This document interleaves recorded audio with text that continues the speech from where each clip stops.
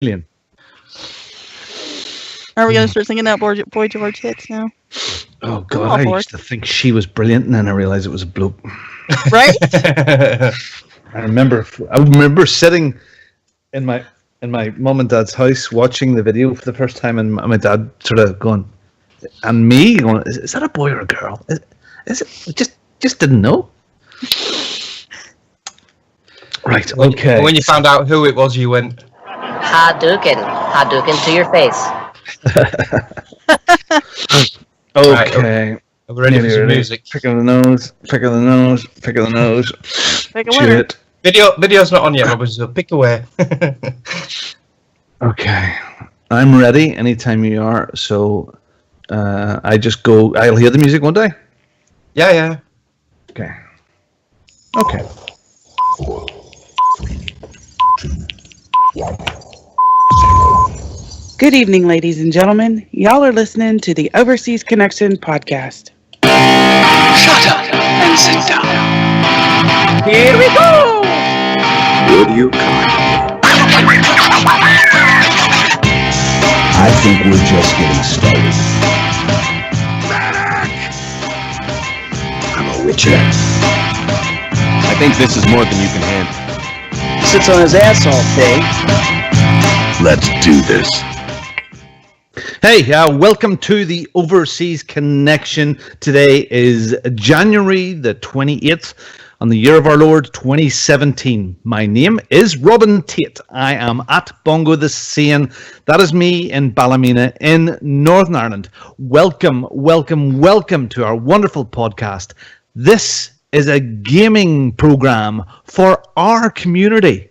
We're a group of mature gamers from around the world who love being social. We love video games. We love to have fun. So, if that sounds like your cup of tea, stay tuned and enjoy the show.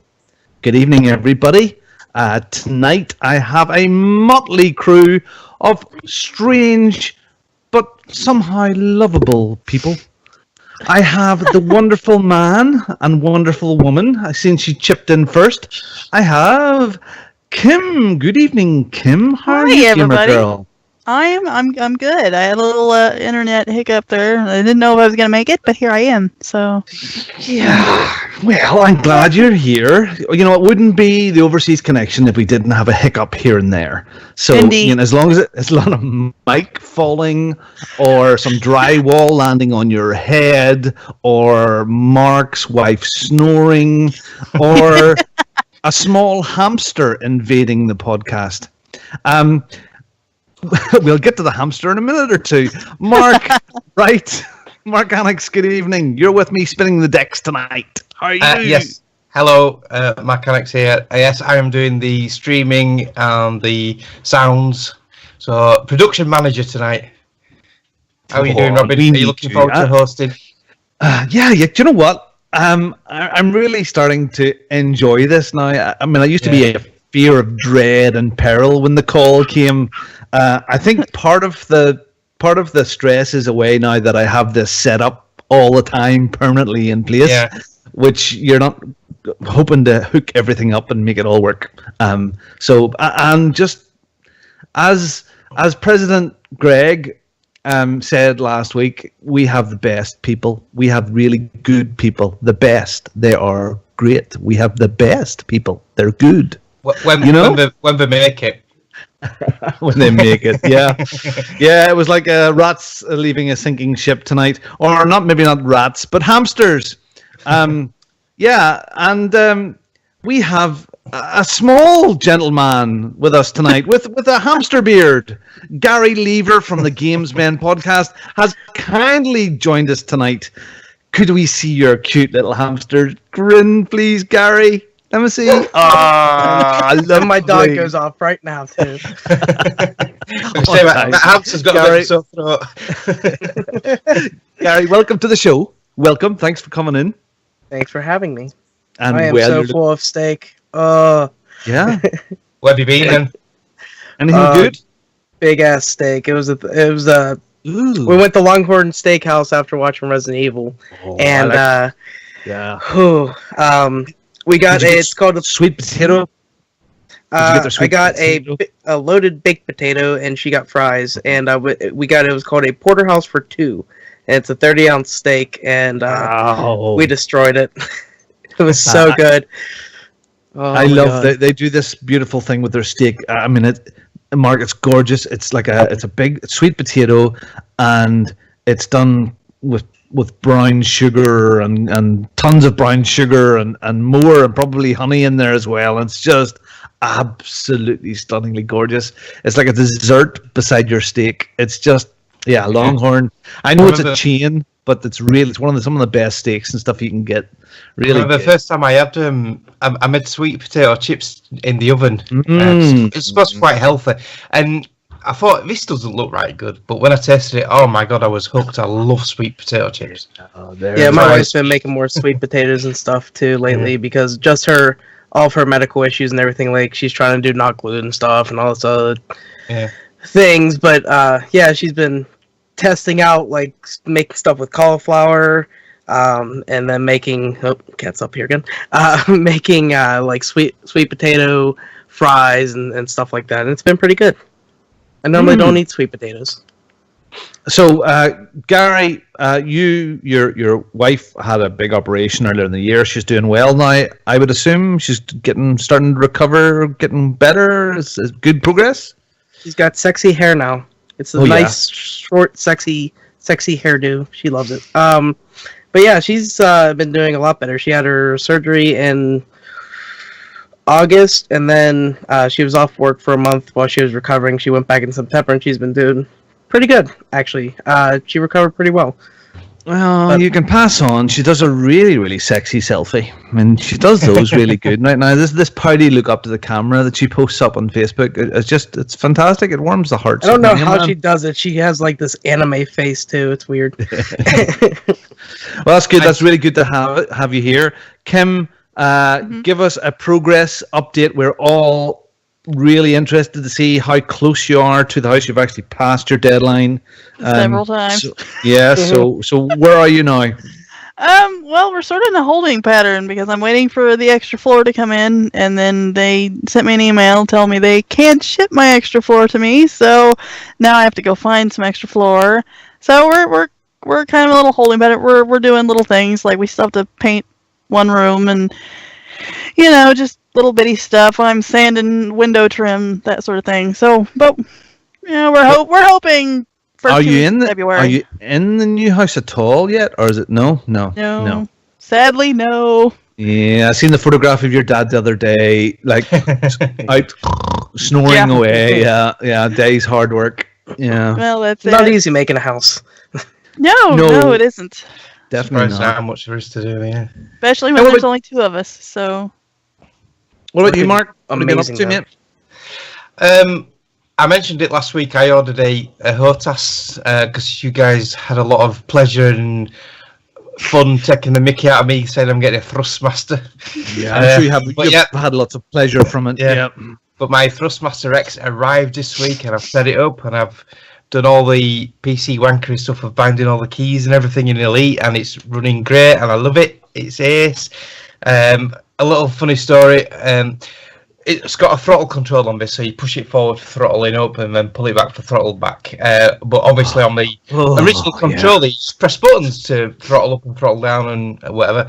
So I'm docking this. Press my buttons. Yeah. I'm docking this space station, and I'm just about to launch, and I didn't realise my throttle was fully forward. Oh, And then yeah. as soon as the throttle was released, my ship released straight forward and crashed straight into the control tower. So yeah, that didn't go down right well. My screw ups have always been. My screw ups have always been. Have you used the boost, where you like push a button and you boost? I've made the mistake of accidentally. You know how you go into the hexagonal space stations, and I go in and I accidentally tap the button, and your ship full forces, and like I pull back and put full reverse on and like punch it, and then like I just tap my nose of my ship to the back of the wall. I'm like, oh shit! Yeah. I've almost blown myself up many times. I was doing some skimmer missions earlier today where I have to shoot some little skimmer things on a planet's surface, and I was using my ship, and I just Sorry, hold on. Sorry, hold on. Sorry, you were rimming. Skimmer. He was rimming the planet. Anyway, I was nose down at the planet, and I caught the boost button by accident, and I just bang straight in the ground, bounced off again. Luckily, my shields held my ship together. But, yeah. Well, there you go. That's a bit of foreshadowing of what's coming. Yeah. So that's a bit of foreshadowing. About 2 hours ago, I was sitting in my hot tub.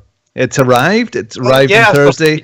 So tonight was my sister-in-law's 40th birthday, and we had all the kids and all the family over here tonight. And so it arrived on Thursday about lunchtime, and we temporarily set it up and got it filled yesterday, and it was a sort of a race against the clock to get it heated up and to get the chlorine and bits and pieces in it and get it leveled, because it takes sort of 24 hours for the chemicals to sort of settle down. But we were there for Americans, 104 degrees, water, bubbling, LED lights in the way, and my sister-in-law, she wanted McDreamy from Grey's Anatomy. What do you call him? The doctor. She wanted Philip Schofield and Anton Deck to be at her birthday party. I wondered why y'all have masks. So myself and my two brother-in-laws and my son got into the hot tub and put on these masks of these various people, and then after dinner, so we quietly came in, and then she came in to see what we were up to. We were out supposedly playing pool, and she arrived, and there we are, all sitting in the hot tub, and it was cool. So the hot tub's brilliant, really is. It's cool. So we had a lot of fun with that. Last night we were out. It was one of like a fostering network, people that we foster with. It was our sort of Christmas do, and we were out at a nice restaurant without children. It was so there was like 30 odd foster carers there. We had just left our kids at home, locked in the room so they would be safe with some food and stuff. So it was okay to leave them alone. Yeah, I don't get out often. I really don't. I was accused of being quite loud last night, and it was a lovely restaurant, and the drink went in, and the crack was mighty, and I was feeling a little worse for wear this morning. I think I was a bit worse for wear when I was WhatsApping you last night when I came back in, because the fingers were slurring my words. But yeah, we had a fantastic night, and you know what? I can't remember the last time that Judith and I really had a night out without kids, and it's just so odd for us not to have people around us or somebody to look after. So yeah, it was good. The cocktails were flying, the wine. You know when you've had a cocktail and maybe a drink, and then the wine comes to the table and there's red and white, and they keep on putting more bottles there. But towards the end of the night, you're drinking maybe white, but then there's half a bottle of red left, so it gets mixed and it turns into rosé, and you just don't care what you're drinking. You just keep on going because it keeps on getting coming. So yeah, that was good fun. Yeah, so we had a good night's crack. And that's it for another probably year until the next time we get out. Anyway, that doesn't matter. We are here to talk about video games. And as you may have noticed, our glorious leader, Mr. Murphy's Law, is not here this evening, and he is off to a Trump training school to try and further his president business credentials. So I hope that's going well. It's the best school, I'm told. It does the very best training. They have great training. The first hour's training is Greg just walking up to people, shaking their hand, saying, "Hello, I'm important." Hello. Yes, that would be about right. Yeah. Yes. Hadouken. All right. Hadouken to your face. Hadouken to your face. Okay, so games that we've been playing. Let's our guest go first. Amras, what have you been up to? You're from the Games Men podcast. You're like the transatlantic equivalent of Morris Dancers of a gaming podcast. You do all sorts of weird and wonderful games, and like strange things, and like little ribbony games and Nintendo things. So you finished a game today or yesterday, which was like, it takes 6 years to complete. It's a ridiculous amount of hours. Yeah. So tell us all about Dragon Quest VII. Yeah, I saw on the Yogg that it said like 72 and a half, and I beat it in about 80 hours. No, 85 hours I had on it. And so I picked up this game as soon as it came out. And this was like back in September, July or something like that. And I was only playing it at work, which I only get a half an hour a day for 5 days. And so I was only putting in 2.5 hours a week. And about 2 weeks ago, I said, screw this, because I only had 40 hours in the game. So in 2 weeks, I put another 40 hours into it. And yeah, I just played this game basically for the last 2 weeks. And it would have been my game of the year last year if I would have beat it. But it's so amazing. Like the stories that get told in it are so good.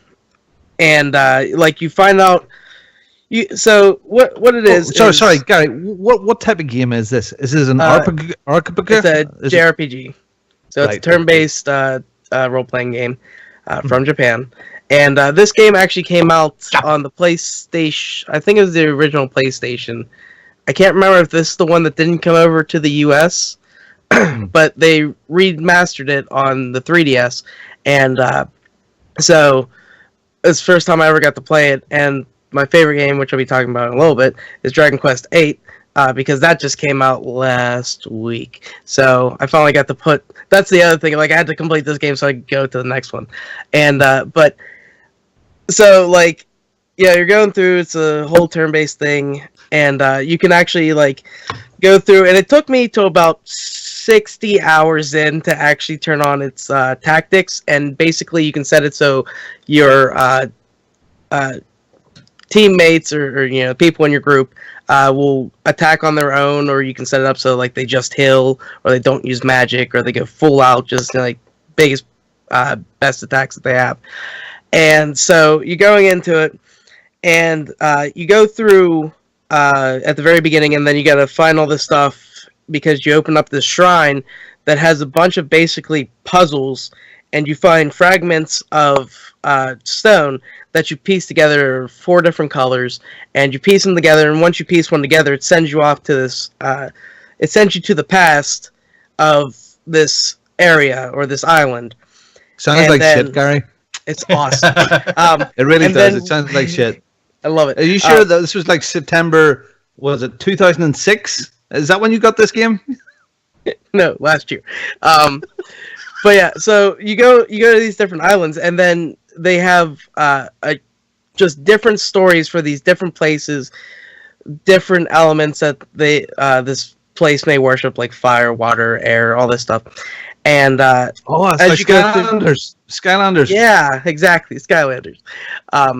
But they bring just all these little stories of these different people, and then there's also points in it where you'll go to a different place, but it's in a different time, and maybe you'll finish that story up, and then there's a bridge to go down to the next island, which you did before, but it's like 30 years later. Back to the Future. Like Back to the Future sort of thing, yeah. Yeah. And it's like Back to the Future with Skylanders. Exactly. Yeah. So you get to see characters that you saw before, but they're grown up now. Or basically, once you finish this story of this island, the island appears in the present day, so you can go back there and you can kind of see the legacy of other character or of those characters that you helped out, and then they'll talk about like the heroes that came and helped out and did the stuff, and then like the game just goes up to this big climax, and then comes back down, and then it's like, oh yeah, everything's good, and then like there's another climax. God! Do you like have a cigarette in between each one, or what? Yeah, you need like 5. Yeah, so like there's this. You beat this thing. Sounds great. You beat this enemy, and then like you basically you feel like you beat the game, and then no, you didn't beat the game, and then you go. No spoilers. Jesus, Gary, come on! I'm not giving any spoilers. Half people won't make it past 20 hours in this thing. But yeah, and then you go, and then this stuff happens. Then you have to beat like the ultimate bad guy thing. And sorry, so this is. Let me just write this down. Dragon Dragon Quest 7. Just write it down my list here, and I'm just going to put a line through it. Okay, I'm not playing that. If you don't like JRPGs, you're not gonna be able to deal with it. Okay, But as long as you're having fun. oh, I That's love it. it. It's so good. I have to do my Year of Living Dangerously write up on it now. Probably in the next couple days, and that's gonna be a Can't long wait to read article because that there's so one. much stuff. It sounds Good. It's awesome. The only bad part about the game was after you beat the last boss, because they make you do a world tour and go to every single place that you've been to in present day, and then everyone basically thanks you for saving the world. And that was an extra probably hour that I had to spend just going to these different places so they could tell me thank you so I could finish the game. So it's like the Eagles final tour. So it's like Back to the Future Skylanders and the Eagles farewell tour. Exactly. Do you know what? Actually, it's starting to sound better, Gary. I think I might. I'll give you my save state at the end, so you can go do the world tour. Yeah. Okay. All right. I see you've also played the next one, but I'm not going to ask you about it. But you're on to it now as well, so you're not giving yourself a break for something else. You're gonna go straight into Dragon Quest.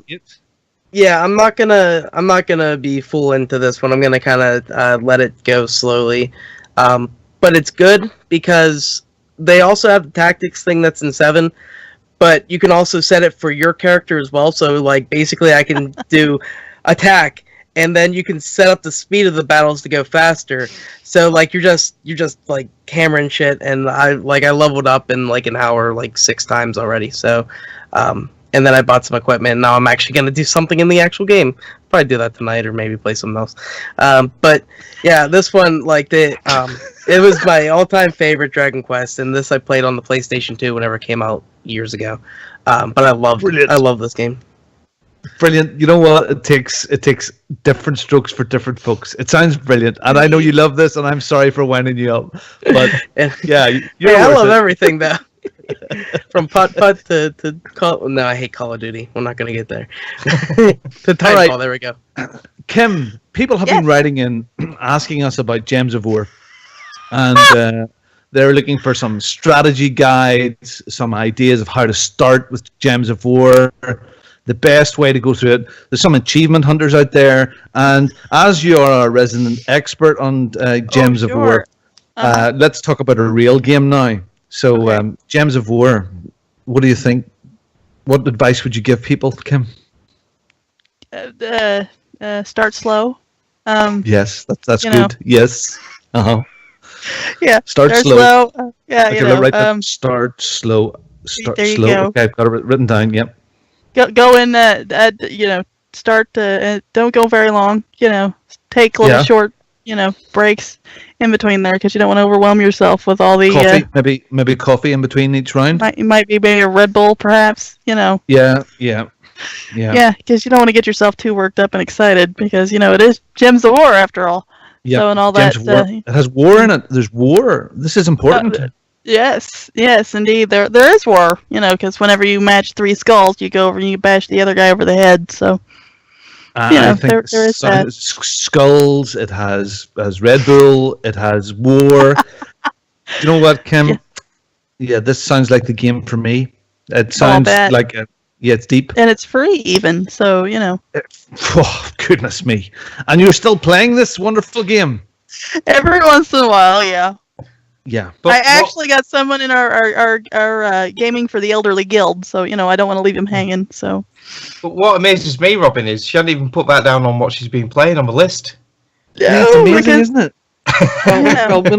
We had 44 emails asking about Gems of War, and the first thing that they wanted to know was how do you actually start the game, and it was like you actually clicked on the icon was my reply to that. But is there any extra things that you have to do with it, Kim, or do you just click on the icon? Yeah, you just start, and I mean you level up your heroes as you go along.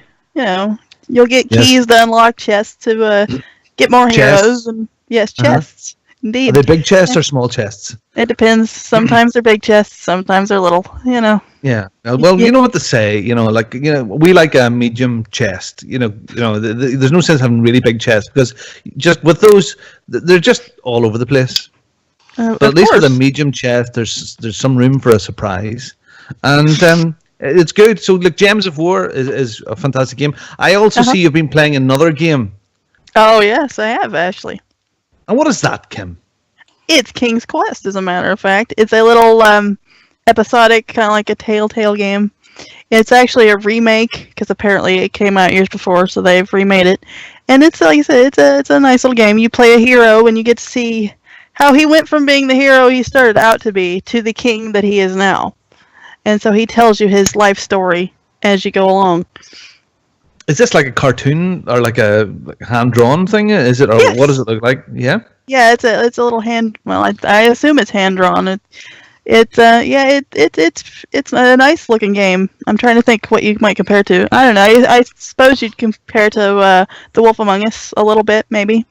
Okay, so it's wolfy. Are there wolves in it? Yes, indeed, there are wolves in it. I had one attack me the other day. So yes, there are wolves in it.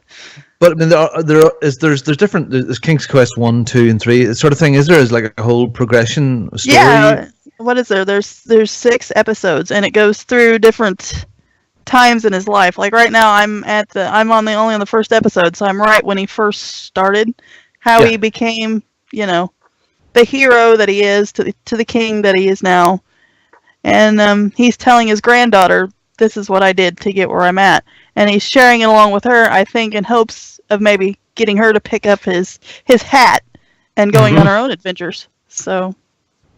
Okay, so I think I've dragged everything that I possibly can out of you and squeezed the stone dry for Gems of War and King's Quest. Really and truly, I think there's a collection being raised for you in the chat right now to help you buy some new games. Yeah, so Fraser's setting up a collection here. I have many games. I'm just trying to get them off my list. I thought that's what we were supposed to do. That's the idea. You tell him. You tell him. Yeah, we want to remove that big fat 0 to at least a 1 on your year of living game. And as soon as I stop building a house, I'll have more time to play games.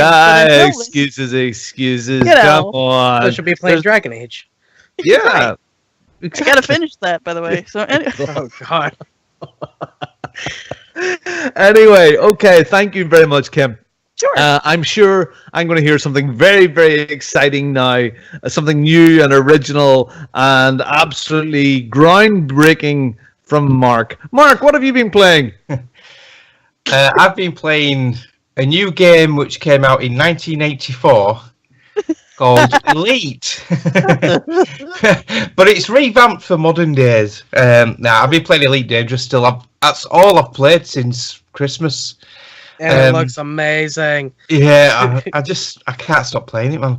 And like I said, when we're getting the HOTAS flight stick this week, it's just total immersion now. It's absolutely brilliant. I love it. Like, So I'm Okay. Earlier today, I asked you to have a think about Elite because it is a daunting game. So Yes. I asked you to think about how you would recommend somebody that lots of us have it and lots of us started it and then got frightened of it. So what would you recommend people? How do you start? How do you not just press the icon?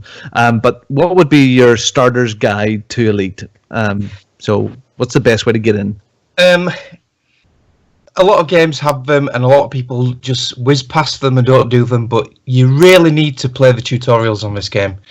There's even videos for you to watch on how things are done before you do the tutorials. So yeah, I'd highly recommend doing the tutorials. If you've no Elite experience at all, then you definitely need to practice docking at stations, leaving stations, because you have to request authorization for docking and everything. So it's quite a realistic as realistic goes for being in space simulator. Once you've got the hang of handling your ship and everything, you need to start earning a few credits to get the bigger and better ships. What I've done is, and what I've been doing on the PC for the past 4 weeks, is exactly what I did on the Xbox. I've got to the stage now where I'm in exactly the same position on the PC version as the Xbox. And what I start off doing is I do what's called bounty hunting. Yeah, it's quite easy. You can do it in the starting ship you're loaned with. You get a Sidewinder, which is a really basic, cheap ship. A couple of pulse lasers on it. Not a big shield, not a big hull. But what you do is you go to these either navigation beacons where everyone seems to go to get information about that system you're in. For navigation purposes, or you can go to a resource site where people go mining, and you always find sort of like wanted people there, people who are like pirates or have done some crimes. Once you scan them and you've got the wanted label up, what you can do is, if you're brave enough, you can just try pick them off and destroy them, and you get the bounty for it. But if you're clever and you don't want to risk being blown up yourself, what you do is you wait for the police. There's the Federation alliances and everything. They fly around these areas, and if you go into a low risk area, there's a lot more police. If you go in a high risk area, there's less of them. So these police will start shooting these ships, and once they get their shields down and their hull down to a little point, you blast a couple of shots in to register the hit. And you get the bounty. So it's kind of pickings. Poaching. It's poaching. Yeah, it is, yeah. And I've been trying to... It's been hard because I've been trying to teach Gary De Felice how to do this, but that's been over WhatsApp and Discord. That's an uphill climb, that would be. Yeah, really. Yeah. Like, tomorrow, hopefully, we should better get online together and wing up. Because we've not had a chance to do that yet. But, yeah, he's done a bit today. I saw his footage, what he twitched. And he did just take a couple of ships out. He did all right, and he did get blown up himself. The video what's showing now on the stream is not my penalty from Extra Life, because I ain't ever showing that ever again, because that was so Gary took some ships out. He took ships out and he played games. Yeah. The footage I'm showing now is from earlier today, where I was travelling to a station and I got what's called interdicted. Oh yes. Now that is not something to make Kim laugh, believe it or not. Although she's no, but it did. With that thrust. When you're in Super Cruise, tell me about your interdicting. They can take you out of Super Cruise by called interdicting, and you can either submit to it or you can fight it. So on the video now, I just submitted to it because I'm in an ASP Explorer, and it's got quite a few decent weapons. It's got 4 lasers and 2 multi-cannons. What's everyone laughing at, man? Come on. Put your Thrustmaster in your ass. Yeah. In your ass. Interdicting while skimming the planets. This guy who interdicted me is actually, when I scan him, when I figure out which button it is to target him, because I'm still getting used to my HOTAS, he's actually an expert, which is quite a high level combat, but I still get his shields down and blast the shit out of him. So, but his bounty was shit. I only got 600 credits for him. But some of these bounties can be like 30, 40,000. Some are 100,000. So, Mark, okay, so you're playing this like for mads. For mads, it's like it's a job. I mean, how long do you foresee into the future, like Gary's Time Machine game? How far will you be playing this game? Is it just? Is that it? For about another 12, 13 years, I think. No, seriously. But I mean, is it not repetitive yet, or is there enough variety? No, because once I finished once I got enough money from doing the bounty missions, I bought a Cobra Mark III, and then I started doing some other missions called skimmer missions, massacre missions, where you have to go down to planet surfaces, which is part of a Horizons thing. And it's really cool going out on the planet surface and everything, and checking out these little floating drone things, skimmers. I mentioned it the other week, and once you start doing these missions, you get more and more respect from the faction you're working for, and I've now become allied with them, because I've got all the way up from cordial to friendly to sort of like Allied now, so I'm getting 2 million credits per mission for these jobs. And Friends with benefits. yeah, and I stack about 6 missions at once. I go off to this other system, kill the skimmers, come back, and I cash in like 10, 12 million at a time for an hour's work. And so that's, I can't remember when a game has got you so hard. for Division, And I'm not talking about your interdicting. not my HOTAS, no. Division got me semi before, but no, this has got me. Now, like I said, there's a lot of nostalgia for me because I played this back when I was 14. I used to love going over to see my auntie and uncle and my cousins in Sheffield because my cousin had an Acorn Electron and he had Elite, and it was wireframe graphics. Yeah. Shitty sound. It was absolutely basic as can be. I'm going to try and get some gameplay up on it. I'm sure you thought it was amazing back in the day. It was like, oh my god, this is top of the line. I could never dock. I always shot any ship I saw, which was usually a police, and they killed me instantly. But ever since then, I was hooked. And when I know they've made some since then, but I think it was on Amiga, was it, Gary? Yeah, it was. Well, I suppose it was Frontier Elite 2, wasn't there?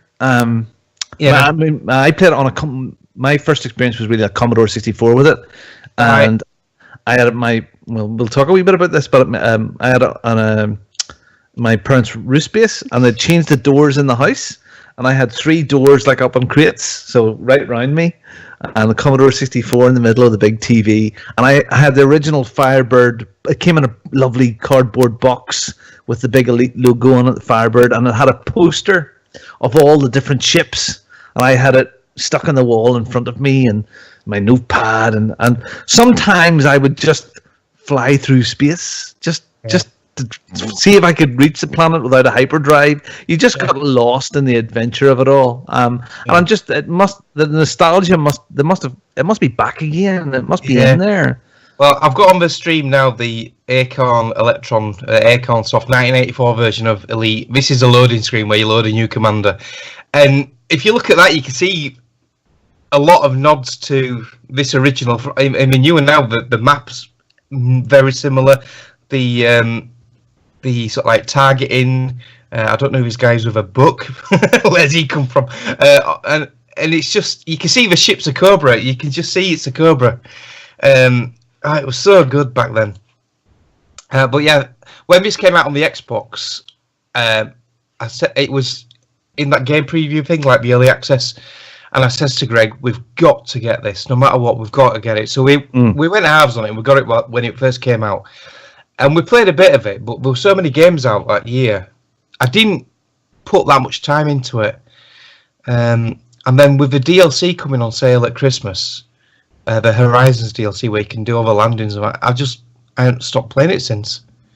So yeah, it's like cool. Excellent. Well, I'm glad you're having fun with it. And that's good.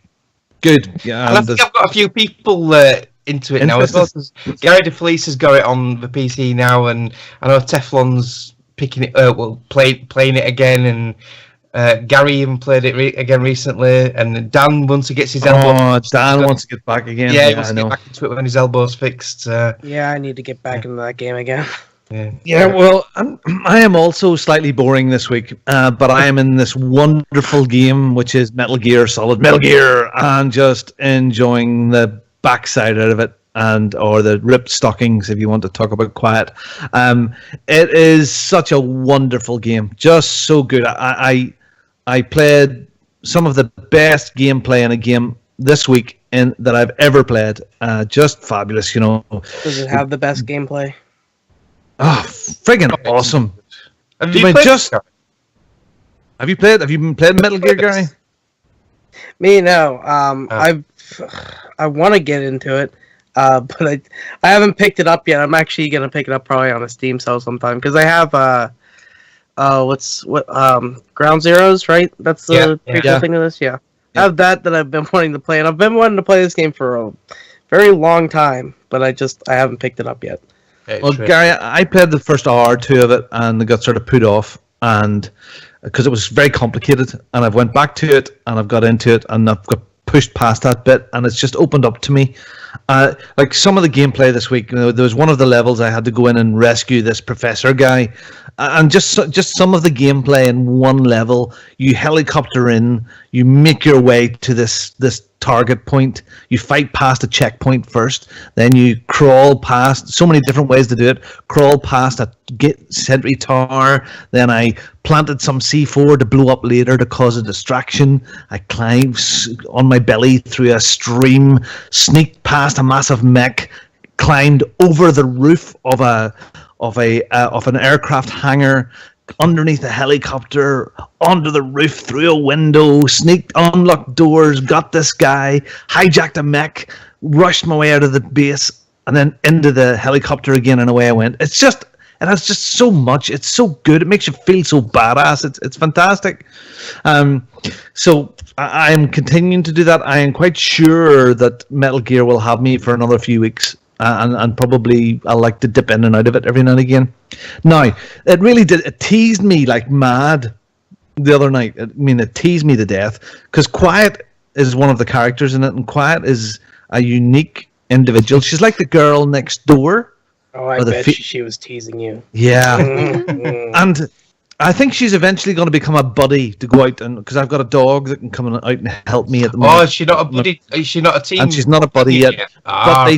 So I've been waiting for her to be a buddy, and one of the levels I'm about to get onto my helicopter, and Quiet appears with all my compadres around me, and she's about to get onto the helicopter, and I go, yes, great, here comes Quiet, and they tease me, and they talk about her for a few minutes, and then she decided she's not trustworthy enough to come with me, and she wanders off in her ripped stockings and her thong back to her little room again.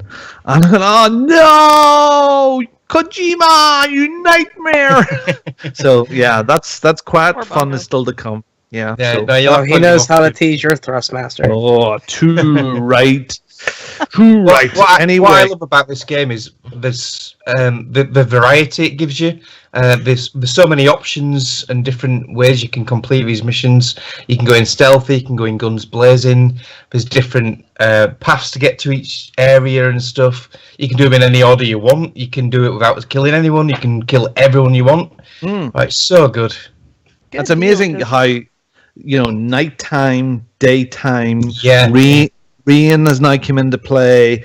Sandstorms can completely change how you attack a level, and it's just it's endless. It's just such a masterpiece of gaming. Have you used the Phantom Cigar yet? Do you know what that's for? It's for time or stopping time or something. No, I haven't used it. Well, no. If it's daytime and you need the cover of darkness, you light a Phantom Cigar and it's like goes in a time lapse thing, and next thing you know, it's nighttime and you got the cover of darkness to infiltrate the base with. You just like putting big things into your hands. That's what it is. Yeah. The only part I want out of this game right now, because I keep every time they talk about on the Game Punchers, like the cameraman holds the door for you. That's brilliant. Yeah, every time they fucking talk about that, it kills me. Yeah, Fish was enamored with that. Fultoning things is some of the best fun you're ever going to have. So when you stick a balloon on the back of a sheep or another soldier that you've knocked out, and it goes whizzing up into the air, and the noise it makes when it goes, and he goes. Yeah. I think I got it. Was it a donkey? And that was quite funny. And I arrived in Africa, and some sort of some weird thing. Anyway, yeah. And at the end of the level, you put these cages down, and you can collect all the different animals, and you captured a gerbil. Great, brilliant, absolutely good. Anyway, so look, one of the things that I also asked you to have a wee think about, not you, Gary, but you can join in, is just a wee bit of going back in where we all started with gaming. Kim, what was your first, not so much in the arcade or the 7-Eleven with a machine in the corner, but what was your first sort of gaming console, your gaming experiences at home? How did that all start for you? Well, funny you should ask.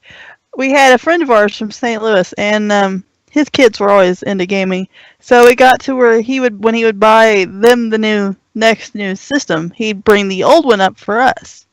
So when he first started us out, it was the Atari 2600 was what started it, and he had brought up like a whole milk crate full of Atari games, and that's what got it started. I think I was like 13 or 14 at the time.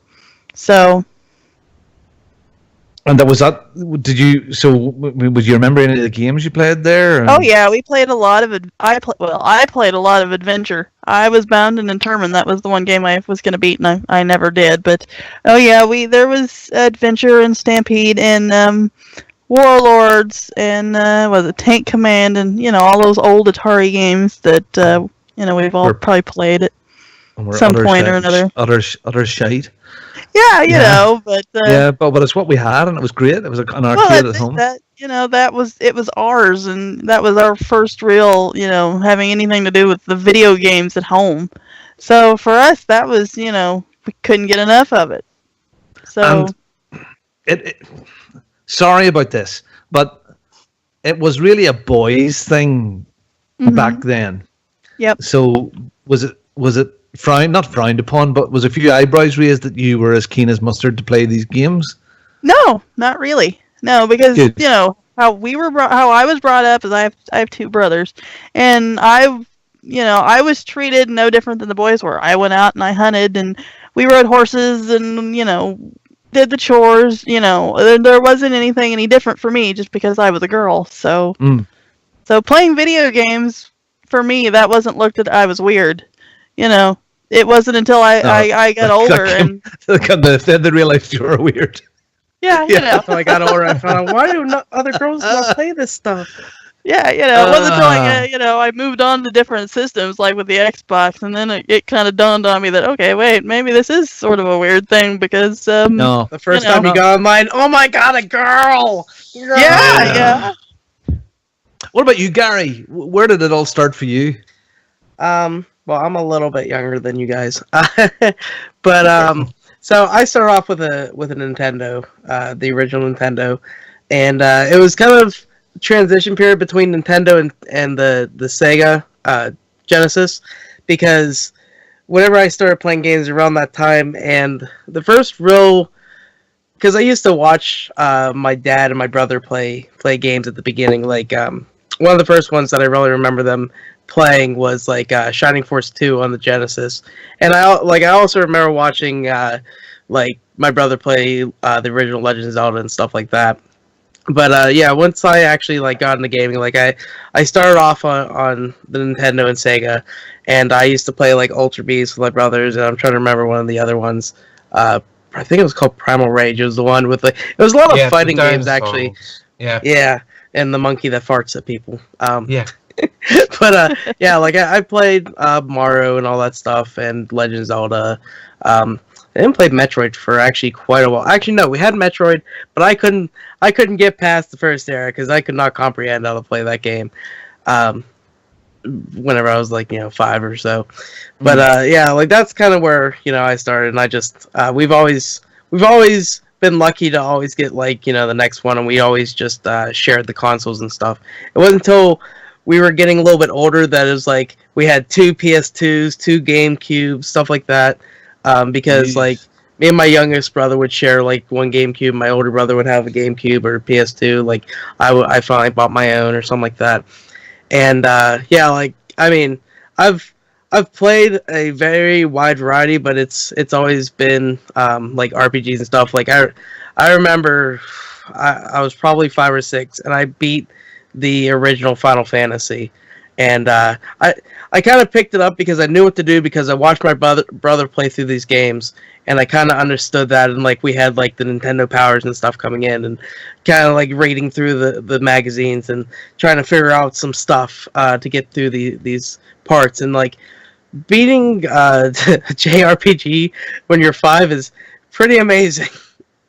Because I just remember whenever in the original Final Fantasy, whenever you actually do I can't remember what they call it, the evolve thing, or you change your class. I can't remember what it's called, but you get to the higher class of what you start as, And I used to love that stuff, and I think that's kind of why I play so many of these kind of games. Like, I played the original Dragon War, which became Dragon Quest in the future, and like I used to play Dragon Quest and all that stuff, because it's kind of the games that they bought. I just play whatever, you know, they were bringing in the house, and I kind of grew up on playing RPGs.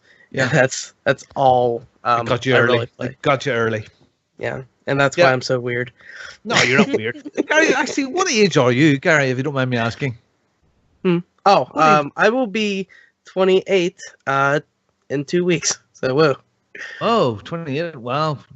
Lucky bastard. Mark, where did it all start for you? Right. How long have you got? It all started for me. I was about 5 or 6. Yeah. Back in 1975.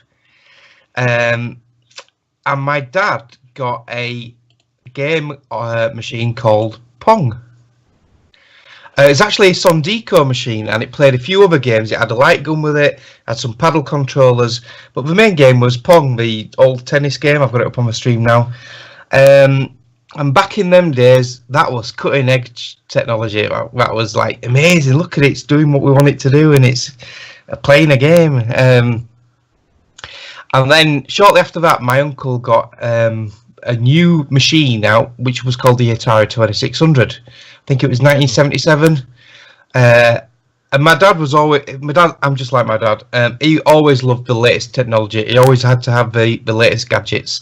And so when we saw my uncle's Atari and we saw Space Invaders running on it, which we loved in the arcades, my dad went out and bought an Atari 2600, and we got Pac-Man and Space Invaders.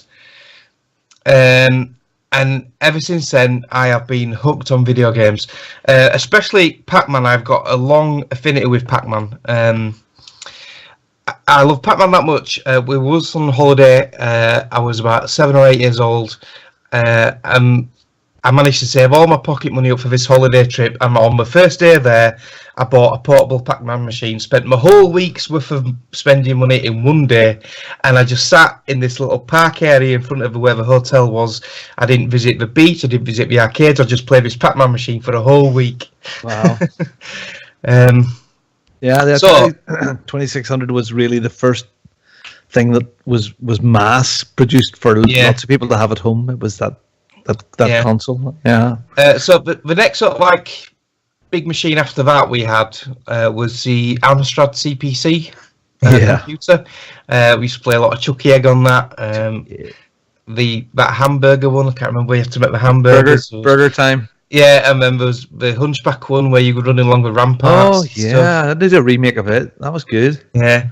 And then it was sort of like got into. I missed all the Amiga time. Never did all that stuff. Probably because I just started work and I got hitched with Jenny, and we had kids really young. So all that part, we obviously concentrated on bringing up the two little ones and getting our sort of like home set up. So I missed all what the young people normally do, which is going out clubbing. I missed all the Amiga series and everything.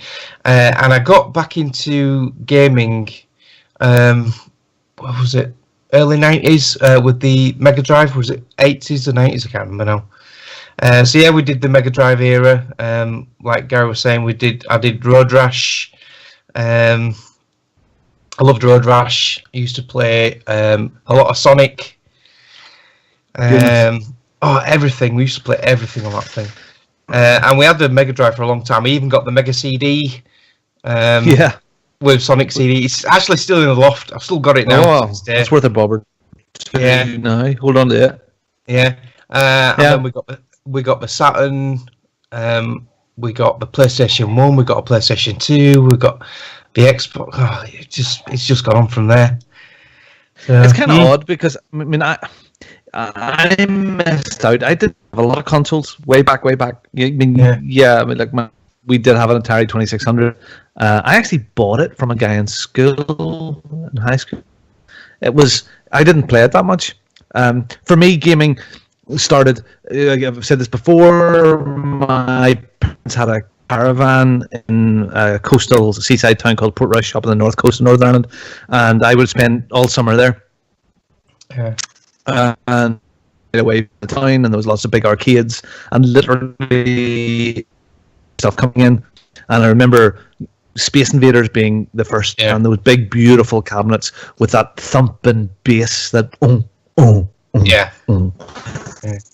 It just had me at green cell being over the screen. The bass is a different color, that had me, and I was there watching every week for Space Invaders and Galaxian and Galaga and Philiades and all of those bullet hell sort of shooters, and the development of that in Phoenix, and so I lived through all that whole arcade thing. It was fantastic. But really, the first home device that I had was bought with my own money. It was a ZX Spectrum. I bought I forgot about that. I remember. Rubber keyed 16K, and I remember I got upgraded very quickly to 48K. But I remember the night that I brought it home and set it up in my kitchen with a little TV.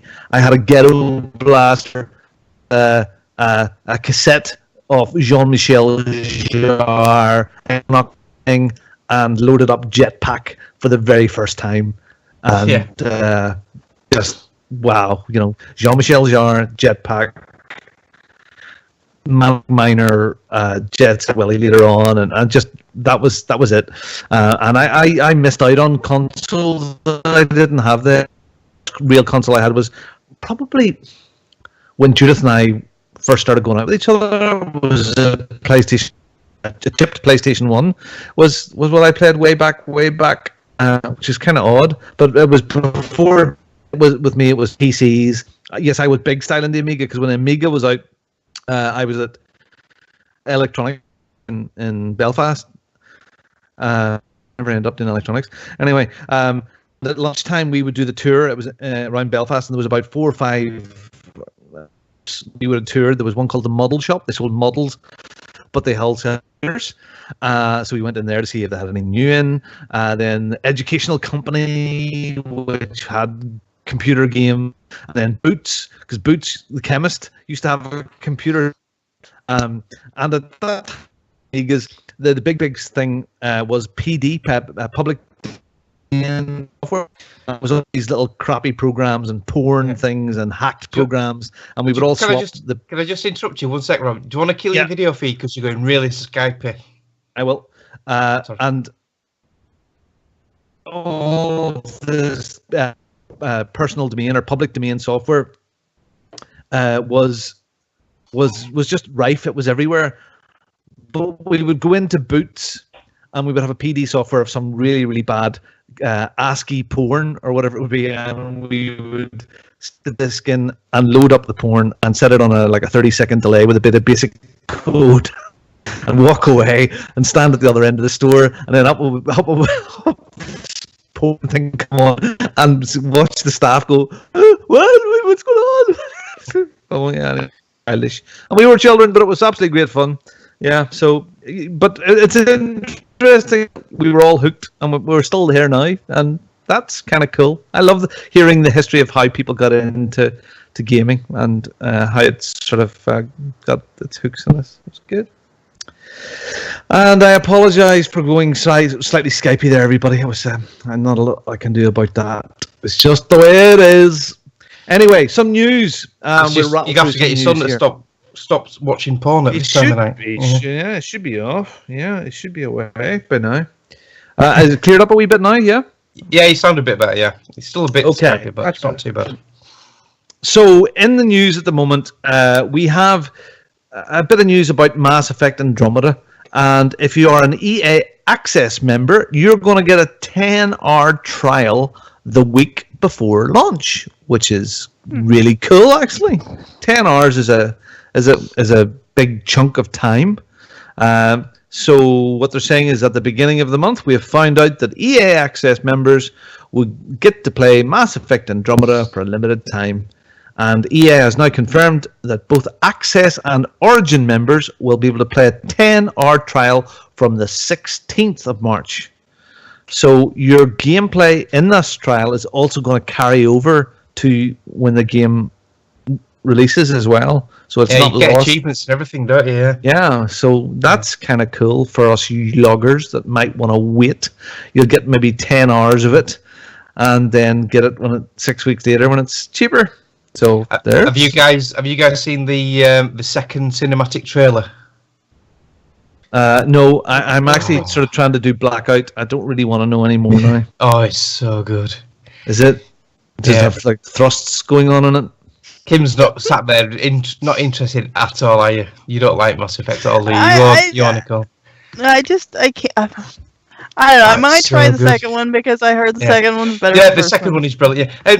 And a lot of people, I played the first one and I immediately got turned off from it. I didn't really like it that much, and then I heard everyone raving about it, and I went back to it and I gave it a second chance. And boy, am I glad I did, because once you get into the story, that got me hooked in RPGs. I want a massive RPG player until then, and I loved that first game. I love the first one. I played it. Some of the emotions, I still feel that feeling when that bitch fucking shot my fucking Krogan. I forgot his name. Was it Rex? Yeah, man. In some storylines she doesn't shoot him, but in my storyline the fucking bitch shot him. And yeah, you have to have your Paragon up. Yeah, it still gets me to this day, and it's years ago since I played it. The story in that got me absolutely hooked in that franchise. I love the game, absolutely love it. Whenever I played Mass Effect, like I got really into it. I loved the whole space drama. Like, it was awesome. And I played it through the first time. She kills Rex. Played through the second time, got my Paragon all the way up, and then saved Rex. So like by the time I moved into 2, which I didn't even get the game till like a year after 2 came out, but I had full Paragon up, full Renegade up. So I played through the game like 3 times and got like all the achievements because like I was really into it back then, and I just played the shit out of 1. And then I didn't move on to 2 forever, and then I didn't finish 2 until like a couple years ago, and then I moved straight into 3 and finally finished the trilogy. And now, like, you know, it's a year later, and I can actually play Andromeda, which I may. Well, Jason says he's gonna punch me in the face if I don't get it day 1, but I may be waiting a year on this one. Who knows? Because I have a lot of RPGs this year. I think there was the problem with 1 was it was a very, very slow start. It was a bit clunky, was combat, but that was intentional because the more you leveled up, you and your crew and stuff, you got better. And people got better. Yeah. People kept telling me that wait until you get away from the Citadel and then the game opens up, and they were absolutely right. You sort of get through that Citadel bit and away it went. And it's a fabulous game. I think it's probably looking a bit creaky now. I've seen some people stream it because it's become backward compatible now, isn't it, on Xbox One? And I've seen a few people playing it again and streaming it, and 2 and 3 still hold up in my view. I think 2 is a fabulous game. He's playing it again. Yeah, 2 is a fabulous game. 3 is a good game too. Okay, the end was a bit, but it was still a good game. But 2, just the crescendo of the end of that game is fabulous. I remember when I was playing the second one. Well, before I started playing it, Chris Matthew, he loves the franchise as well. He kept saying to me all the time, "Mark, make sure you do all the loyalty missions before you do the end game, and level them all up as much as you can, and get them all on side before you do the end game." And I did what he said, and I'm glad he did, because that last mission, you need all your crew with you. Yeah, it's superb, absolutely brilliant. Yeah, so we're very much looking forward. We're very well. Some of us are very much looking forward to that. So one of the things that I never done is I never played as a female femme ship. That's surprising. Yeah. So I think my next character, if I get that choice, will be a femme. I remember in the first one I just played with Joe Blogg's main vanilla character, and for Mass Effect 2 I tried to create myself, but I looked a bit intersex. So for Mass Effect 3, Quite realistic then. Mass Effect 3, I just went vanilla again. Okay, so some Nintendo Switch news.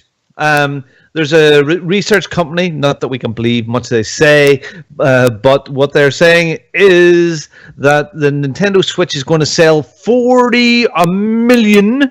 That's 40.00.00.00 by 2020, and this is what their forecast is saying.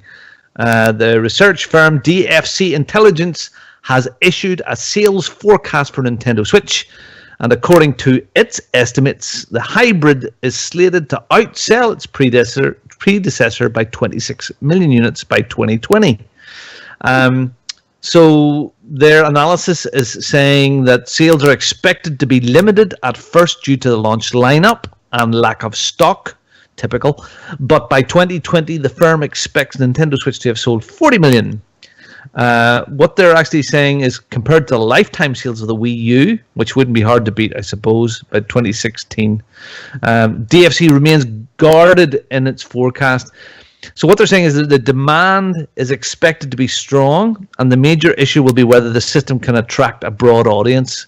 Starting in the holiday season of 2017, the Switch is a compelling piece of hardware that could potentially reach a much larger addressable market. However, given the limited software and Nintendo's poor recent track record of introducing new products, we have tempered our forecast to be conservative. So they're saying that 40 million is conservative. That if they get it right and get the software right for it, it'll do much better than that. 40 million by 2020, that's what, 3 years? The estimates aren't that big. I mean, I think there's a bit more buzz about this than Wii U. Gary, there's also a lot of hate for it as well, isn't there? There's a lot of people saying it's not going to be powerful enough. Yeah, I don't know, frig. I don't know. Gary, you would be the man to comment about this, I suppose. Well, am I? Yeah, it's on. Okay, I was like, it's not showing me as unmuted. Okay, so the problem is they're more marketing this as a home console than a handheld that can be plugged into a TV, basically, which is how it really should be marketed. Because as a handheld, it's the most amazing thing in the world. As a home console, it's weird. So I think if people look at it a different way, it is really awesome how they're doing it. And then the way, for me, it's a little bit different anyway, because like I only get that half an hour on lunch that I play, and like say Courtney wants to watch Netflix or something like that, I can actually go and like pick up the Switch and actually play it instead of like my Wii U's over there. And if it's like a dual screen kind of thing, it doesn't really work too well. And it's like big and clunky, but this is actually like small and nice, like a nice tablet that you can actually like put controls onto. And so it depends. This could hit really big as like this tablet kind of thing that people play on. I don't like that they're not going to have video streaming and stuff, and how they said it may not even come to it, which I thought that would have been day one, but it's not, which is really weird. But I know I'm going to love it, because I'm going to be able to play Zelda at work. It's new, amazing Zelda at work kind of thing, and I'll be able to take it around like wherever I want to while I'm doing stuff, just like I was doing today. Like I have my 3DS in the car, and having a nice, crisper image than what the 3DS actually like produces will be a lot nicer to stare at for a couple hours. Like I literally sat in my wife's car today while she was at work, because we weren't going to make it to the movie in time, and she actually came home and we went back out. So I stayed there for the 4 hours that she worked today. And to be able to do that kind of stuff would be awesome. The biggest thing is going to be demand on day one and for this year. I'm hoping that they're going to bring out more stuff, and like just what they've shown isn't going to be the entirety of 2017. Because I was talking to Steve JS's Lifelike about it. And before the whole thing happened, I was telling him, like, if they have a main game come out like every 2 months for the next 2 years, this thing will be amazing and it'll sell very, very well. And they kind of have a couple things. They're kind of bringing back other games, which I expected, like a remaster of Mario Kart, which is awesome because they're redoing battle mode and all that. They have Zelda Day One, so that is going to be a game that people will play for months anyway, probably. And then you got Mario Kart, which is going to be a big thing for people to play on it. Then you got Splatoon, which people love. Mario by the end of the year. Now they say that Xenoblade is going to come out, which is something I know I'll love. But like I was hoping that they'd have a different, like another, I don't know, maybe not Donkey Kong, but I'm trying to think of one right now. Like tease of Metroid. Hopefully Metroid it comes out during E3. I'm sure that they have to save some stuff for I E3. think they have a fantastic back catalogue that they're not making use of. I think the Wii U sales, they could relaunch all of those Wii U titles like Pikmin and Super Mario World and all of the stuff that was launched for the Wii U again almost immediately. I mean, that would be fantastic just to have. What a great thing. Yeah, what the hell? You have to go out and buy it again. But there's so many people are excited for this new hardware, and I'm excited for the hardware, but not so much for the software. It's kind of weird. Mm-hmm. But if they had just done that, I just don't understand it. I'm hoping with the whole... I'm sure there's going to be a big backlash to the whole you get a game for a month and then it's gone. We still don't know if you're going to be able to have all the games that you bought on the virtual console before. They have to do that because, like, just making people buy it again. This is like they have it so that you have an account that can actually knows that you bought this stuff. Yeah. So they need to actually give people their games that they bought probably 3 times already. We're going to know soon enough because it's not that far away now. Yeah, I have a feeling there's going to be a big backlash to the get a game for a month and then not get it again, or because those are old games and I'm not really worried. They really need to charge because they are old games. I mean, they are old games. That's what I was saying too, because it's like if you're gonna play this game, you're probably only gonna play it for a month and then just bitching about because you don't have it for the month after. Do you care that much? Are you gonna play Donkey Kong NES for a month? Right. Yeah. Yeah. Right. And I do wonder what they're gonna bring out and stuff like that. What games they're gonna kind of do. Also, the phone app thing for the chatting and shit's dumb. I just hope they're gonna get backlash, and then they're gonna do like an Xbox, PlayStation, all that. Like, they weren't that amazing whenever they started. Nintendo should have been able to learn from them already, but hopefully that they do get bitched at by the community, and then they actually go and change some things around. Maybe by the time that the before people actually have to pay for the whole service and everything. Especially, we don't even know how much it's going to be. So, yeah, well, they have an open goal at the moment. Let's hope they put it into the back of the net. Yeah, but to get to the 40 million by 2020, that just depends on how they do in the first year, I think, to make people actually want to have it more. So yeah. Okay, a nice little treat for us now. If you're a Spotify subscriber, Sega has dumped a load of its soundtracks onto Spotify. So things like Jet Set Radio, Golden Axe, stuff that I want there as well. I see Alex Kidd. I see some of the Sonic stuff. I see Super Hang On. Space Harrier. So there's an absolute ton of soundtracks now available for free. Well, free for your subscription to Spotify, but if you're a Spotify member, it's there for you. And also the nice one like Outrun. So you can have, was it Sea Splash or Summer Splash or Summer Spray? And go to Spotify. Those are all there now. I think there's about 40 or 50 soundtracks that they've stuck onto it, which is nice. So, that's a thing. Okay, a bit of Xbox news. Rest in peace, Xbox One Snap Mode. Snap Mode, when you could get a third or a quarter of your screen to the right to snap True Achievements or Sky News or whatever you wanted to put up on the side. That is going to disappear very, very soon. Snap Mode, the gimmick on Xbox One that let you snap something else to the side of your screen while you are watching a movie or playing a game, is no more. Microsoft is ditching the feature to make the console's dash run faster. The Xbox One Dash has always been a tad sluggish in parts, so a few people are going to miss it if they're getting faster response times elsewhere. Snap mode will be removed as part of Xbox One update that will be rolling out in a few months' time, which also is bringing stuff like an interesting new co-pilot mode. Now, I've heard about that. I use Snap now and again. Yeah, I do, yeah. Especially with the achievements. Yeah, for true achievements or stuff like that, which is all right. If it, yes, maybe the dashboard is a little sluggish, but I never thought it was that bad. It's improved a lot since the last few updates. The dash used to be really slow. Yeah, so now the dual button, that center button, is going to be a single press, and you'll get a whole new menu thing in it now. As part of this new update, you're going to be able to stream directly to Beam from your Xbox One as well as your PC. And that might be interesting, but they might get the netcode work really well for people like me that might be able to do a bit of streaming.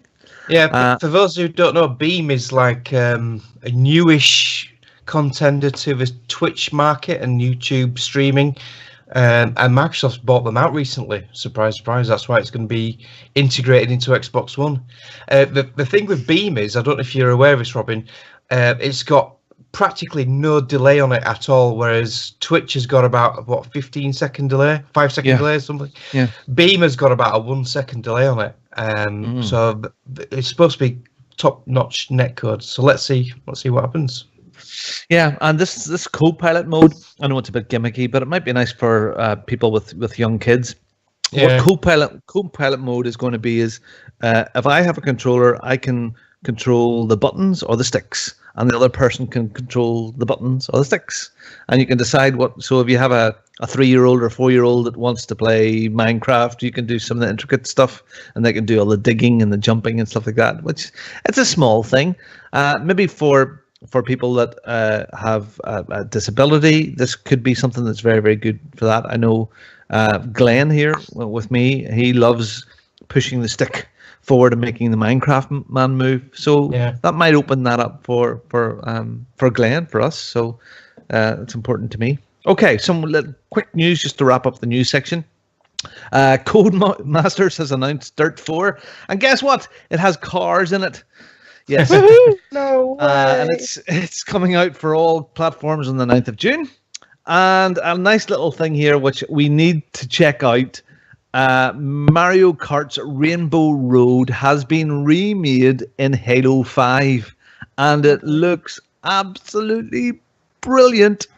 You can take your big chunky SUV out onto a Rainbow Road racetrack, and they've up to have 10 players, and they've got the sound and the music and all going. I believe it is called, when you go into, it's SNES. Sorry, just let me get the name of it. When you go into the 4G mode, if you can look that up. Darn, I can't remember. It's SNES Rainbow. I'm sure if you search for Rainbow Road, it will pop out.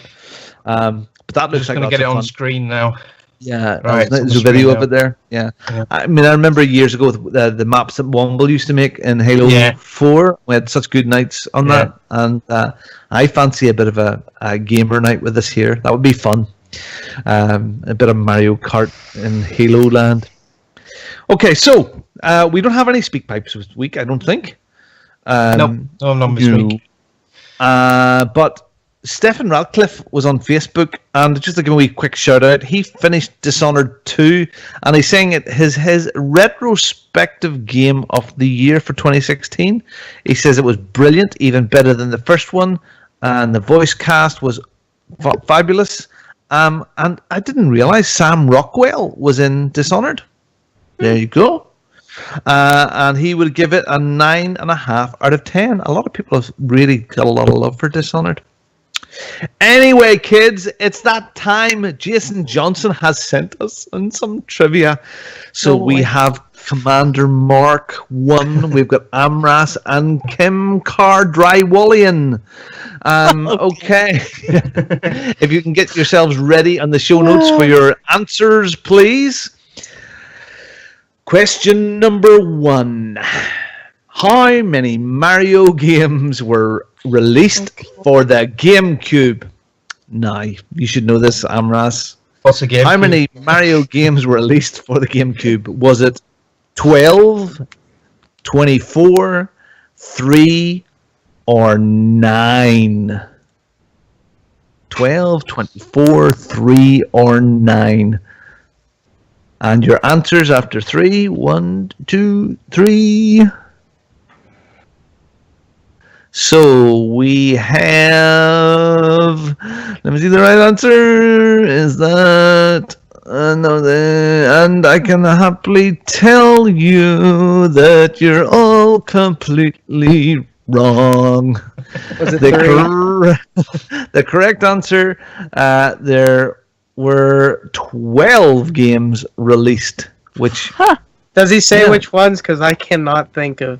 I can only think of 2, actually, that I No, played. I'm quite sure Jason will let you know. Jason, would you send a direct message to Amras and tell him how many He Mario wants games proof. released? Oh, He no, wants I just proof. don't know. He doesn't believe you. I don't believe it, I Okay. just have no idea. Next question. How many achievements has Mark Annex unlocked for Gears of War 3? 3. Uh-huh. Oh dear. Is it A, 29, B, 47, C, 36, or D, 58? So that's 29, 47, 36, or 58. Oh, Mark, no cheating. Yeah, no, I'm looking at the keyboard where the letters are. Look, no hands. Yeah, this is tough because we played a lot of Gears 3, didn't we, Kim? Yeah. A lot of Horde. Yeah, go on, I'm ready. I'm going. Okay. Let's go. Answers. And the correct answer is 58, which was A. Wow. And you have completely failed. Mark. I did the guy that many. Just like me on Forza. Yeah. Oh, yeah. Now, it's a bugger is Teflon because if it had said how much gamer score, I'd have been closer. But the number of achievements, I never really monitor that. I always monitor it as in gamer score. There you go. Yeah, 58 achievements. He is. Yeah, Well thank done, you Jason. thank you very much for that, Jason.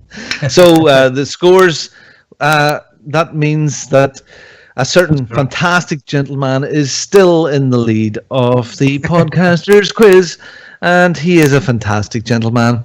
I'm sure you can guess who that is. Yeah, Pedros. Yeah. Oh god, I didn't even think of all these. So there was Super Mario Sunshine. I hope these are all right on there. Mario Kart Double Dash, Paper Mario Thousand Year Door. I don't know if he's counting Super Smash Brothers in there. Luigi's Mansion, Super Mario Strikers. I completely forgot about all sports games. I didn't even think of sports games. Yeah, cool. Okay, Kim, if you have the new releases for I do. that date, would you rattle through for next week's new releases, please? Sure. Our new releases are Go on, Okay. pronounce it. the CGA 2 for the PC on January 30th. It's this guy. There you go. This guy? What guy? This guy over there. You know, Doesn't matter. Constructor HD for Kim can say how PS4, short. Xbox One, PC on the 31st. Hitman: The Complete First Season for PS4, Xbox One, PC on the 31st, and Digimon World: New Order PS4 for the 31st. I'm kind of And I'm tempted by scrolling to that. see if there's any more past that. Yeah, there's one more. Oh, and there's one more, I assume.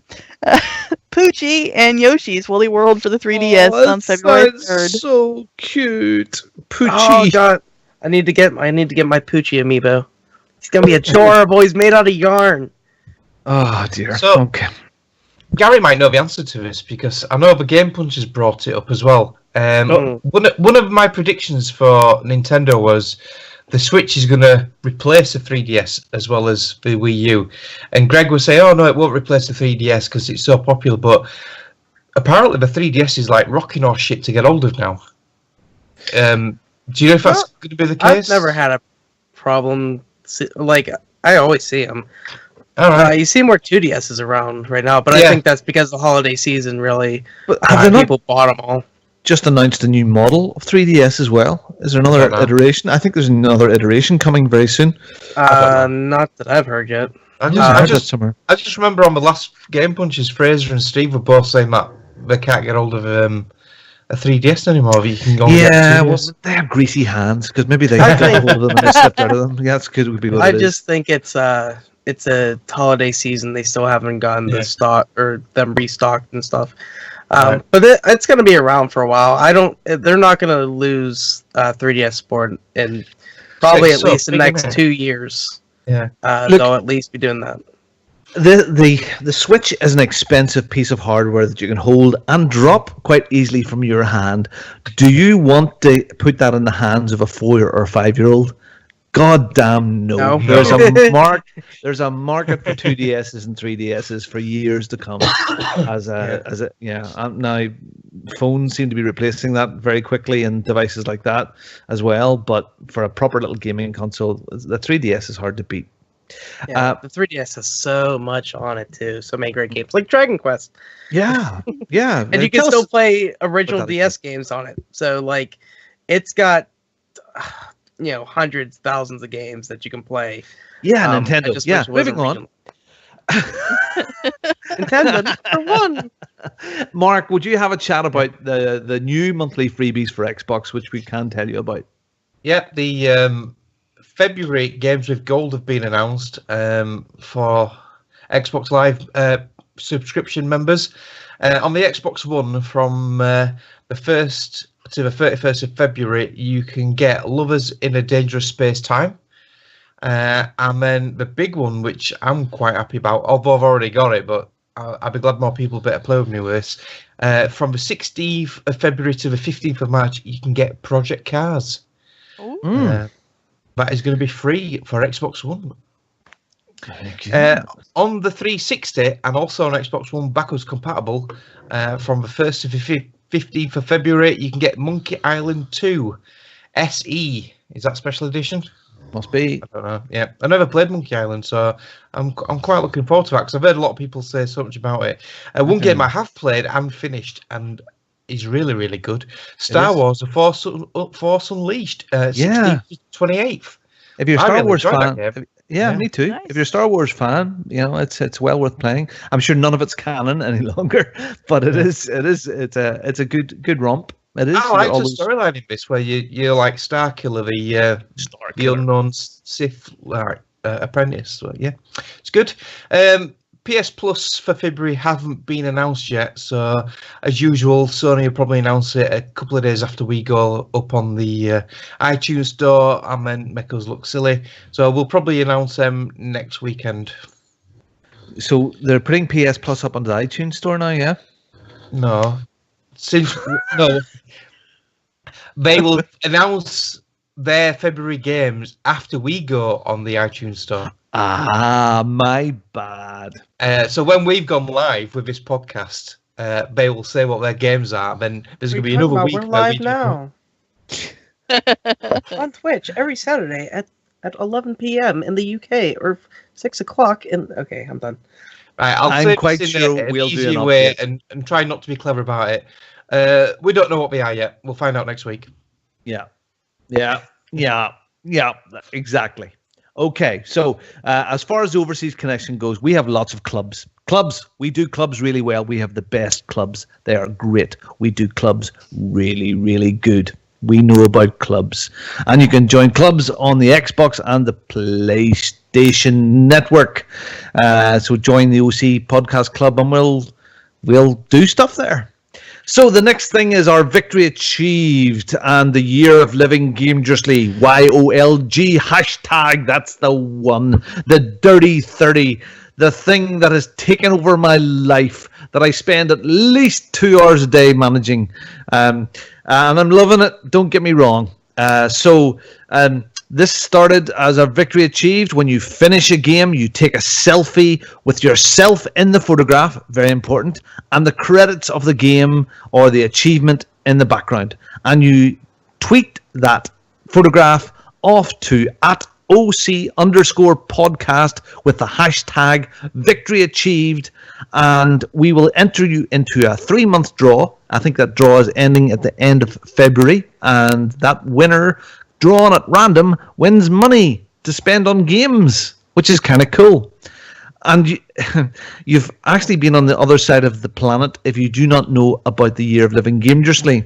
So that is listing 30 games to finish within 12 months instead of buying new stuff. You can find all about that in bongo.ocpod.com. And if you are a Dirty 30 gamer, when you're sending in your victory achieved, also have the hashtag YOLG.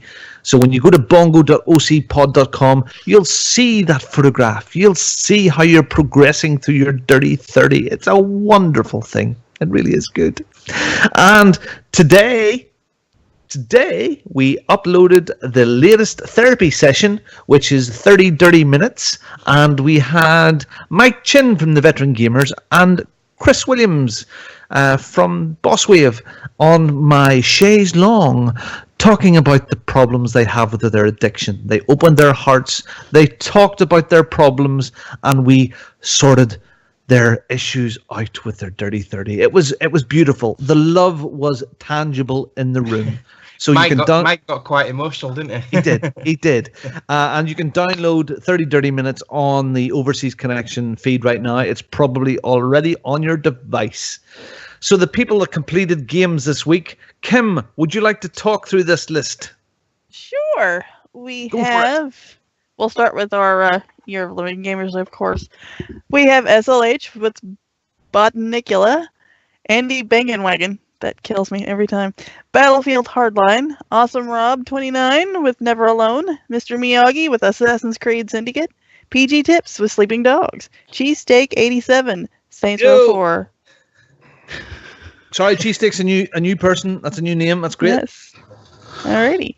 Number 1 Stuntmaster with Call of Duty Infinite Warfare, SLH with another great game, Death Spank, and we have Cheesesteak 87 with The Wolf Among Us, Jess Spug with World of Van Helsing Death Trap, Fraser Moo with Grow Home, Bobbins with Limbo, Dastardly Debbie. Sorry, Bobbins. It's another new person in there. Bobbins for the rescue. With Dastardly Debbie with Call of Duty Black Ops 3. And scrolling. We have Amorous 89 with Dragon Quest. We have Chris MJW with Prince of Persia Forgotten Sands. Then we have Colin for the Win with Borderlands 2. Callie Burnham with Hitman, Womble with Battlefield 1, and Heavy Evil with Guitar Hero 3. And another round of applause for Heavy Evil as he completes Guitar Hero 3 on expert mode. I think he's working his way through. That's two. Wow. Guitar Hero 6, and I think now he's working his way through Rock Band. So again, a fabulous amount of completions. Again, the support for Victory Achieved and the Year of Living Dangerously has just been fantastic. Really, really good. And all of those people that completed games, a word from our overlord. Yep, here we go. You all have a victory's achieved. Victory's achieved. You have one. Victory's achieved. Just it doesn't get old, does it? All right. So if you want to join us here and be part of the conversation, we broadcast weekly on twitch.tv/OC podcast at 11 p.m. UK, 3 p.m. West Coast, and 6 p.m. East Coast. You can email the show. We would love to get emails at podcast@ocpod.com. And of course, tweet us, very active on tweets, at OC_podcast. Our Facebook group is fb.ocpod.com, and we would love a review on iTunes or wherever you want to review us. YouTube, you name it, you can do it. Please join our clubs, and of course we've got a group on Steam, and we have a brand new thing this week, which is wonderful. It's brilliant, and it's active, and Mark is heading up Discord, and Discord has a nice easy link now as well. Mark, what is it? It's discord.ocpod discord.com. That's discord.ocpod.com. And that'll take you straight to the Overseas Connection podcast page, and it acts like an invite. So as long as you've got an account with Discord, you'll get straight in there. That's where all the new kids are hanging out. Discord. Yeah. By the way, if your phone is blowing up as much as mine is, you can turn off the notification settings to be like for a certain channel that you're following them, because my phone will not shut up. Oh. Yeah, last night I went to bed, and my going to bed is late. I think it was 3 a.m. I went to bed last night, and these lot are going messages back and forth, going bing, bing, bing, bing, bing. Like we're all talking about the lovely Dickbot. We love Dickbot. Yeah. If you want to know what Dickbot is, you've got to join our Discord. Okay, guys. You alone. Gary, thank you very, very much for coming onto the show. Is there anything you would like to promote? Anybody you'd like to shout out? Or would you like to discuss hamsters? I used to have a hamster whenever I was very young. Her name was Karen. Anyway. Karen the hamster. I don't even know how I came up with the name. It was actually my mom's boss's name. I don't even know why I named her that. Anyway, well, you can find me over at The Gamesman. We will be recording tomorrow, and I believe our special guest, as far as I know, if it's still on, is Mr. Major Linux. So we'll be doing that tomorrow. But yeah, you can find us at thegamesman.com. Follow the podcast, The Gamesman RPG. Other than that, shout out Dan for calling me a traitor for being in here on another podcast. Oh, I'll shout out because he announced it.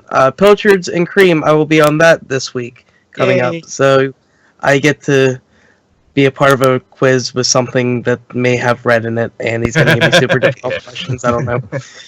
Poor Psalm. By the way, shout out my new best friend Psalm, because he loves Nintendo just as much as me, and he's a lovely man. And then other than that, I guess you guys for having me on. It's always fun to be on here. I can't remember the last time I've actually been on with Kim. So it's been good to be on with you for once. Thank you. You too. Yay. I guess I'll pass it on to Kim from there. Alrighty. Yeah, that's me. I'm at GamerGirl27 on Twitter, also on Xbox. That's pretty much where you'll find me when I'm not, sacked out in my recliner trying to recover from the day of, house construction. But as usual, it was fun with you guys. It always is. It's always a good time. And of course, our shatters that kept the chat box jumping and stuff. There was, of course, Harley Dan, and good luck, Dan, on your surgery. We're pulling for you. There was Night Raven. Fraser was in there. Defoe was there. It was a jumping little box today. So Martin was in there as well. Yeah. Exactly. Yeah. So you guys are the reason we do this. So thanks for coming along for the ride. It's fun as always. How about you, Mark? Yeah. Excuse me. You can get me on Twitter at Marcanix. My Yolg blog is at marcanix.com. I'm also Mechanics on Xbox Live, PSN, and Steam. I want to shout out to my mum because it's her birthday in 2 days. Woo. So happy birthday, mum! She is the I don't know if I should say her age. It's not nice, is it really? But I'm sure she's not going to listen. No, she won't. But she's one of those numbers where it makes you giggle. So I'll just say that. 69. Oh yeah. Yeah. And all the Discord users who's joined up recently and are chatting away vigorously, it's absolutely fantastic. And also to Dan for his surgery next week, or this week, or Tuesday, I think it's going in. So yeah, good luck, week. Yep. How about you, Robin? I'd like to also shout out Dan. Dan, I hope it all goes well for you next week, and you can get back to play Elite with Mark and talk about Thrustmasters and rimming and all those wonderful things. Greg, I hope the training's going well for you tonight, and look forward to you back in a week or so. I have to shout out PG Tips because I have to shout out PG Tips. And I want to also shout out Bobbins and Cheesecake87 and SLH for joining the loggers this week. That's kind of cool. Caliburn M. Caliburn, I do not have your list. Please send it to me. You said you have, and I do not have it. Let me get you listed up there, please. Yeah, I would just like to say you can get me at Bongo the Sane. Please go to the Year of Living Dangerously blog, bongo.ocpod.com, and you can email me at robin@ocpod.com or bongo@ocpod.com, whatever you want. Guys, Gary, Mark, and Kim, thank you very, very much for making this an enjoyable and fun show tonight. And thanks for everybody that listened in live and who will be listening in their cars or in their beds with us coming in their ears. Moving on. Thanks very much, guys. It's been a nice show. We will see you all this time next week. And we are kind of out of here. Laters. Bye. Bye. Bye. Thank you for listening to the Overseas Connection podcast.